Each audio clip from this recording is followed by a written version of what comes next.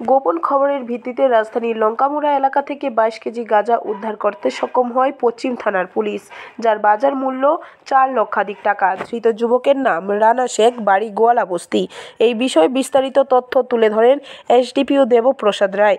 সদর মহকুমার পুলিশ আধিকারিক দেবপ্রসাদ রায় জানান, ধৃত যুবকের বিরুদ্ধে এনডিপিএস ধারায় মামলা রুজু করা হয়েছে। শুক্রবার ধৃত যুবককে পুলিশ রিমান্ডের আর্জি জানিয়ে আদালতে সোপর্দ করে পুলিশ। রামনগর আউটপোস্টের ওসি দেবব্রত বিশ্বাস এবং পশ্চিম থানার ওসি পরিতোষ দাস, ওনারা একটা টিম তৈরি করে। সেই টিম কালকে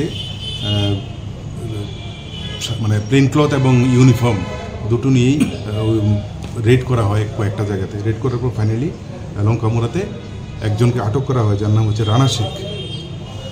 ওর বাড়ি গোয়ালাবস্তি। তো ওর কাছ থেকে টোটাল 11টি প্যাকেট পাওয়া যায়, প্রতিটা প্যাকেটে 2 কেজি করে, টোটাল 22 কেজি গাঁজা ওর কাছ থেকে উদ্ধার হয়। এবং ওর বাইকটা সঙ্গে ওর মোবাইল ফোন সবগুলি সিজ করা হয়।